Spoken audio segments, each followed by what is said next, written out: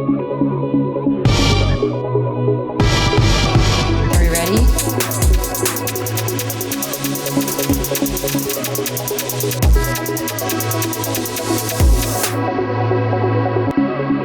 And basically, this is this on steroids. Hey guys, and welcome in today's episode where it's all about this guy that you have been looking for, and this is of course the Steam Deck. Since you are watching this video, then obviously you have been looking for something like this, which is the Steam Deck right here, and we are going to take it apart and see exactly if this is the right fit for your needs. So let's see what you get in the box here. So right off the bat you get some attention here, of course. Achtung, ja! So this is the actual Steam Deck itself. It comes with a nice, wrapped package, and it is a hard case, so this is very nice to see because you get to carry these places. Like the name implies, you are going to go places with this right here and get some nice accessories. I would imagine this is the power brick right here because, well, the all-important international by now power logo right here. Let's start off with the power brick right here. I want to see what you get included with it. For export only travel adapter, as you can see right here. It's nice to have this very cheap adapter, but very good to have because, well, if you are going to travel places, then definitely you are going to need this for the international outlet style that you can find out there. So to charge your device, you get this power brick right here. Unfortunately, the cable is not detachable from the brick itself, and you do get a USB-C on the other end. So definitely, if you don't want to or don't fancy using this brick, you can definitely use other power bricks from your other devices that are using USB-C to charge, like maybe your phone, which has a detachable charger from the cable itself, and definitely you can go that route. Okay, very nice premium packaging right here with this Valve product, as it would be expected. This is a very nice hard box right here, or I should say hard case cover, and as you can see it comes with a little handle so you can carry it around in places. That's very nice. And if you are running some sort of a trolley with you because you are traveling around with your gaming companion, definitely this elastic band is very nice to have and should be very useful. When it comes to my channel, I definitely emphasize the upgradability of the hardware that I'm reviewing, and I think I do this for a good reason because I know money doesn't come easily and these products aren't cheap. So to start off this review, we will move from the outside in, so to speak, and definitely we are going to start with the ergonomics of this guy right here. It is very nice and comfortable. It feels very good in hands. This ABS plastic that it's made out of is actually very nice and strong. Even though it's not that thick, as you can see, it's actually pretty sturdy, and I don't feel that it's going to have any sort of issues whenever you're going to carry this around. Not only this, but Valve actually did the right thing by actually providing you with a carry-on case, and that's very nice to see. This is a hard case that you can basically put your Steam Deck into. I mean, let's just take a look at what's happening here. This is basically the hard case. It is very nice. It has zippers running all the way around, which actually make it very nice and easy to open up and close. And it has this very nice molding inside of it, which fits perfectly, of course, with the Steam Deck itself.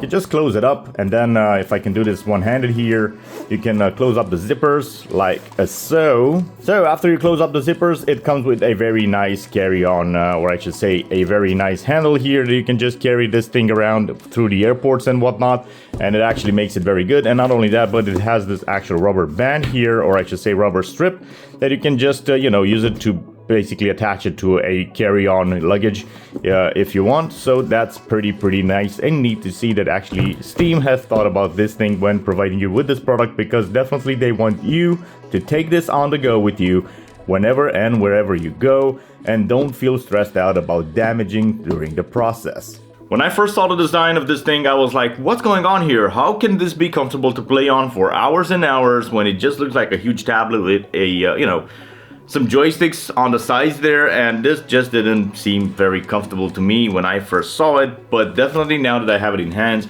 I can tell you guys that this is 100% comfortable, and of course it should be. And Valve actually did their research whenever they designed this thing, because they want you to be able to enjoy it for as long as the battery lasts you, or maybe for those long flights, just to have the time pass without having to feel it.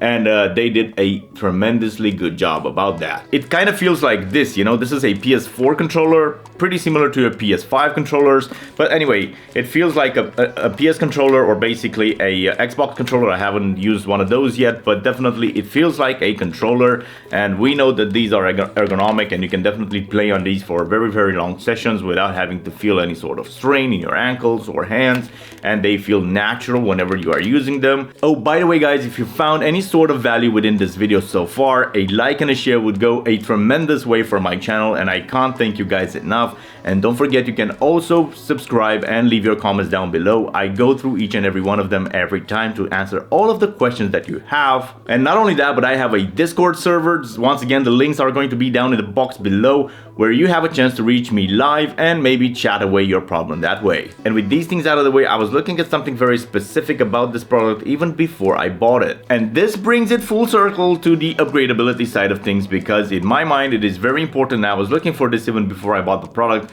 of the ways you can upgrade your device, and not only that, but the ways that you can actually repair your device. Because if you know anything about joysticks and controllers, you should definitely know by now that they develop drift over time. So if you take this guy right here, which once again is a PS4 controller, I actually have drift developed on one of the joysticks here. So that's basically when the character moves around in games without anybody touching the joystick itself, because it just feels or senses false movement within the joystick, and it can definitely ruin your gaming experience. So after so much time, Sony for instance has caught wind of this problem, and now with the new generation of consoles, with the PS5s, actually developed a joystick that is hot swappable by the end user, which means that you don't actually have to buy an entire controller anymore whenever you develop drift inside of your own, but you can just go out and buy the Sony original part, which is just the joystick itself, that you can just remove the old one and put in the new one, and definitely make your joystick feel as new. Which brings me back to the Steam Deck right here, and the design that Valve decided to go with. And I'm very happy to see that actually Valve didn't try their hardest to make it as hard as possible for us as end user consumers to replace faulty parts. But even though it isn't as easy to replace like hot swapping it out of a PS5 controller, you can still take apart the Steam Deck within 15 minutes using some common screws and a common screwdriver, and basically replace the part yourself without any sort of issue. It is modular in design, so it's not soldered onto the PCB, and that makes it very nice. And even though I'm not affiliated with iFixit, you can hop on over to their website and you can find replacement parts for the Steam Deck. This of course includes the joystick right here, which is just as good as the original one that Valve decided to use. So this covers the repairability feature, if you want, of the most common issues that you are going to have with any sort of controller. Doesn't really stick to the Steam Deck especially. And moving past that, we will go over and discuss the storage options that you have. So hopping over to the Steam store right here, you actually get 3 variants of the same product. This guy right here. You get the basic one, which is this one, the 64 gigs one. And what you get with it is basically a carrying case. This is this guy right here. So you get the Steam Deck and the carrying case, and basically that's about it. This is what you get with your product, like so. But apart from the carrying case, of course, there is a difference between the first tier and the second tier, and that is, as you can see here, eMMC versus NVMe. What is the difference, you might ask? Well, that is basically soldered on the PCB, while this isn't, and this is technically faster, while this is slower. But wait a second. This is actually soldered on to the actual part of the PCB that goes into the slot of the NVMe. What? Yeah, I mean, so let's make it obviously clear what Valve is doing right here and what you can do to get yourself a cheaper device that will basically handle and do the same things. So the entry level is 420 euros, let's just round it up here, which gives you 64 gigabytes of eMMC memory, and of course you get the carrying case that we have just mentioned. So this is this guy right here. And apart from that, of course, 64 gigabytes are not going to be not nearly enough in this day and age, with the games being as big as they are. So if you want to upgrade yourself to the latest one, let's say the 512 gigabytes, just in order to have maybe space for around 5, 6, 7 games in there, then definitely this is something that you are going to be interested in. Now, you do get some other special features, or I should say some extra features here in comparison to what you don't get with the base model here, but let's just go quickly over them. So you get the carrying case, then of course you get something that they call the exclusive carrying case. We'll just go over that, and I'll just leave a photo here of what that looks like. You get an exclusive Steam community profile bundle. Yeah, that's very nice if you're into that, but for that price point, I wouldn't be actually. And an exclusive virtual keyboard theme. Yeah, that's nice, but then again, the price premium is actually quite high, so I would not really be into that as much. Because, well, fast storage. This actually links to the fact that this is NVMe storage, while this one isn't. This is eMMC. So this is just soldered on storage that is soldered onto the PCB, but it's actually soldered onto the type of the PCB that actually fits inside the NVMe slot. So you can definitely swap that out for far less money than it will actually cost Valve to actually do it for you. Another thing that you get with it, it's actually the premium anti-glare edge glass here, which yeah, it's nice, you know. I mean, on the regular model, you can definitely see that this screen is quite reflective and you do see a lot of reflection bouncing off of it, but you can take care of this by using a screen protector on it. And if you are going to buy yourself one of these units, I definitely recommend to use one of those anyway. So bringing things back to the meat of the game here. So for a 260 euros premium, you get to upgrade this to this and have fast storage basically, with some side perks on the side. Of course, that's why they're called side perks. But let's see how much it would actually cost you to upgrade this to this with losing this basically. Okay, let's just open up Amazon here and voila. And once we go, of course I had this preloaded, guys.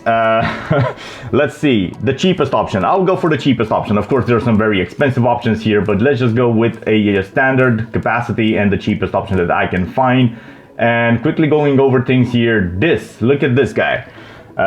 First of all, this is an M.2 2230, so this is basically your small size NVMe drive that fits inside your Steam Deck. And for the magic price of 40 euros, let's just call it 40 euros, you get to upgrade yourself to 512 gigabytes. Wow, which is of course very high speed NVMe, 3400 megabytes a second. Now that's very nice for the read, and 2400 megabytes for the write. That's very nice.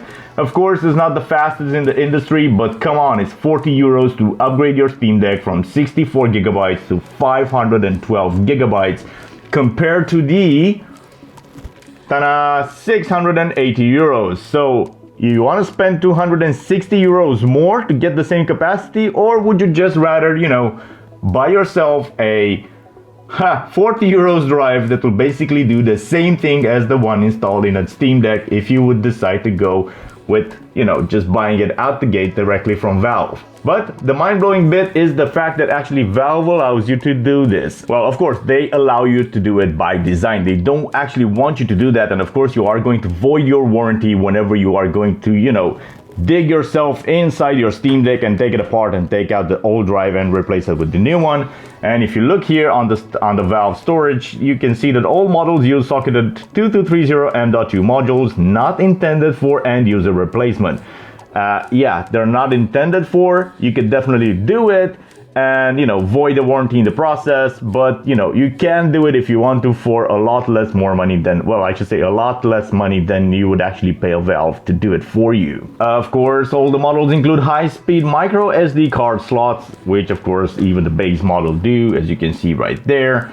And by a small reference and a small technical thing, you can actually install up to 2 terabytes of storage with this micro SD card slot right here. You can of course even go higher than that, and well, you know, if I were to do it and definitely void my warranty in the process while doing it, even here, look, joysticks for Steam Deck, so you can definitely find joysticks on Amazon that you can definitely replace by yourself, so you don't even have to go to iFixit. You can definitely find these things on Amazon. But I would stick with the iFixit ones, not because they are a bit more expensive, but you actually get a product warranty and a guarantee of sorts that the products are going to fit and work perfectly with your Steam Deck. But coming back to the storage options here, as long as I'm gonna void my warranty for my Steam Deck, I would actually upgrade to something bigger than the 512, which is the maximum allowed storage by Valve, and go with something even bigger, like this Micron 2 terabytes right here. So I would take 2 terabytes, install it into the Steam Deck, and then take an extra 2 more terabytes and install it using the SSD, bringing the total capacity, at least theoretically, to 4 terabytes of storage on this guy right here, which is absolutely insane. And even if you choose this very expensive Micron 2TB or maybe some other brand and you are willing to pay 140 euros for the upgrade, you're still 100 euros in the green, or I should say in profit, because, you know, it's far less cheaper to do it this way than to actually ask Valve to do it for you. Yeah, you do get the obvious perk of retaining your warranty. But, you know, in 2 years' time, or I should say in 1 year's time after you purchase the device, maybe you're interested to still play games on it and install more games on it. So yeah, you can do it yourself and that's not a big hassle. And I am a very happy gamer whenever I get to have a lot of storage on hand, because games are very big. I, for instance, play Battlefield 5, which takes around 90 gigabytes. I play Hogwarts Legacy on these things, which take around another 60 gigabytes. And the games just keep piling up. And of course, they're going to use so much more storage than the option that I had with this base one right here, which was only 64 gigabytes of storage. And not only that, but it's not very fast either. So you're gonna have some performance issues and hits with this product if you are going to use only the 64 gigabytes of eMMC corrected memory, which is soldered on to that micro, or I should say the PCB that fits inside the M.2 slot with your device. Oh man, come on, just stop it with the storage and the expandability and the repairability. Just play some games on it, for crying out loud, will you? Yeah, let's just go on and do that right now and see exactly how this puppy can handle some games, because I think you're going to be very interested in that as well. Duh! So how does this guy feel in hand? Well, it actually feels quite good. As I've said before, this actually resembles quite a lot of the PlayStation controllers, like the one that I have there.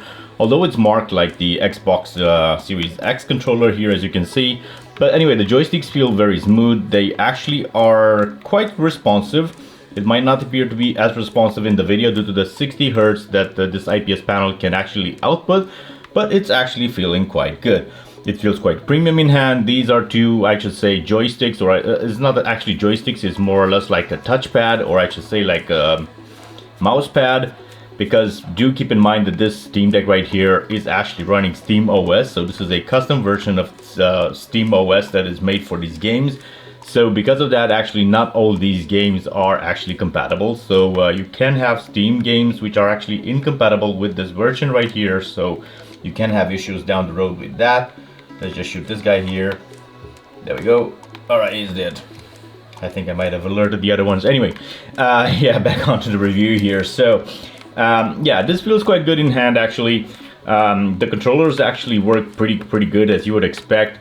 But it's unfortunately nothing to write home about.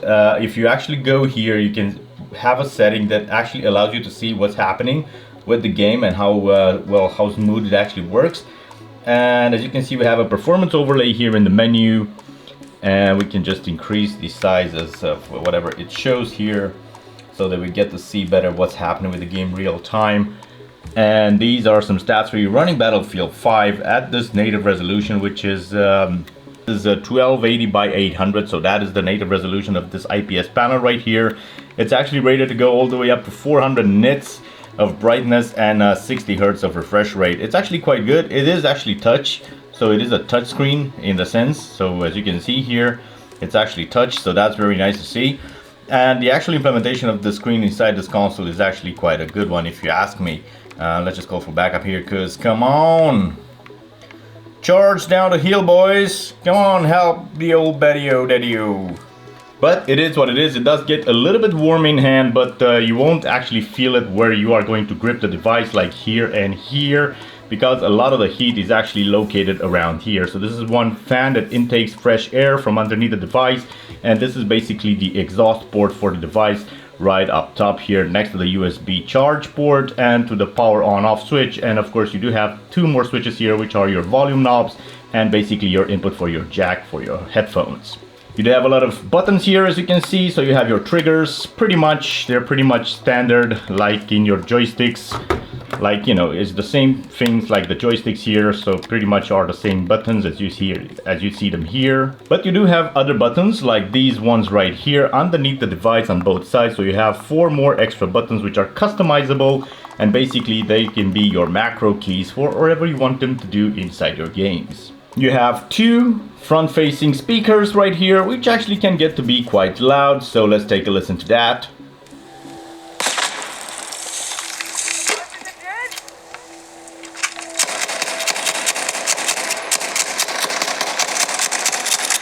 And pretty much this is how the game feels. It feels good. In one go, I would say that this game actually feels quite good on this console of sorts. And you know, it is what it is. I mean, you're not gonna get stellar performance. Of course, you're not gonna get anytime soon any 4K gaming on this guy. Although you could connect it up to a 60 Hz 4K display using that USB Type-C over there. And yeah, it does a great job at playing games.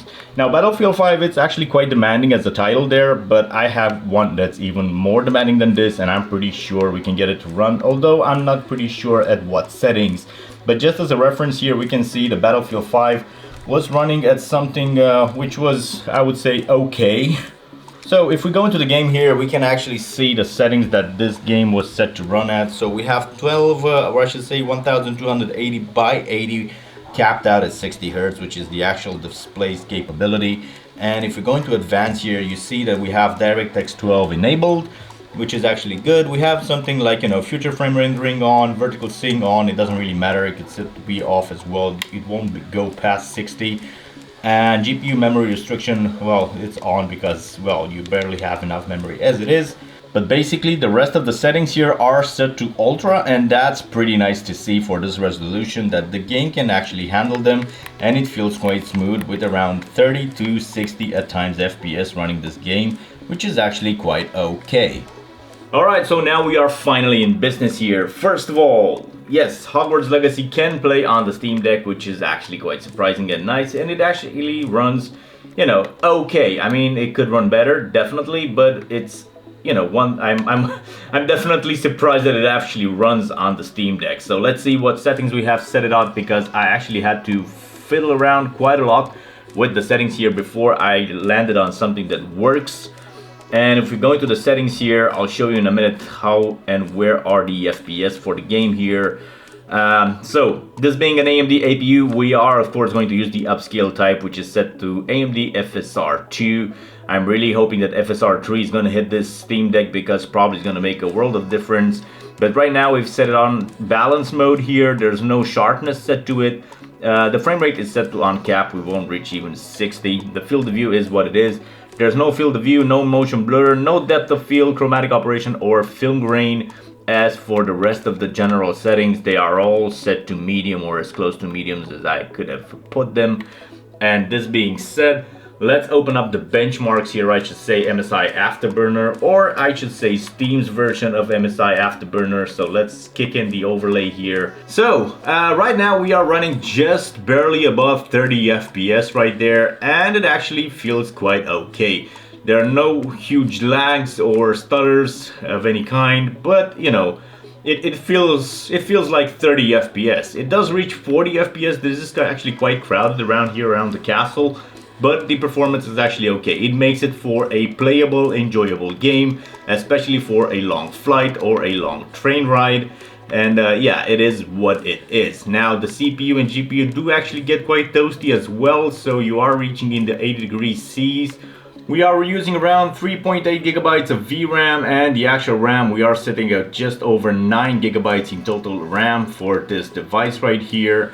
And this is using actually LPDDR5 RAM, which is actually quite fast, and that's why you are actually going to be able to reach this sort of performance with Hogwarts Legacy on something handheld like this. But if you are planning to actually buy a device such as this, my honest opinion to you guys and advice would be to actually go and buy the cheapest of the bunch. I mean, if you are going to take a look at Amazon, for instance, of course your mileage might vary depending on the location where you are and if you have access to Amazon or which site of Amazon you have access to. But anyway, the prices should be more or less in the ballpark. So if you are going to look up at a micro SD card, which is rated at 512 gigabytes right now, you are looking at around 35 euros. So for 35 euros, you can actually upgrade it all the way up to 512 gigabytes plus the extra 64 gigabytes that you are going to get with this device as is for its standard configuration. And believe me, I don't really think that performance is going to be an issue with this type of storage, because it's actually quite fast enough for what the capabilities of these devices are. Guys, if you had made it all the way until the end of the video, you're absolutely amazing and I can't thank you enough. And even though I might sound like a broken record at this point, it really does help out the channel a lot if you can consider maybe subscribing, of course, to the channel, leaving a like, and don't forget you can always leave your comments down in your box below. I always do my best to go through each and every one of them and answer any and all of the questions that you might have. Not only that, but I do have a Discord server as well, so you can check down in the video description about the link and how to join that, because you might have a chance to reach me live. And don't worry, I'm a very nice guy in person as well, and whatever question you might have, I might be able to solve your issue quicker on Discord that way. Alright guys, until the next one, don't forget, peace out, and you know what to do. Like and subscribe. Bye bye.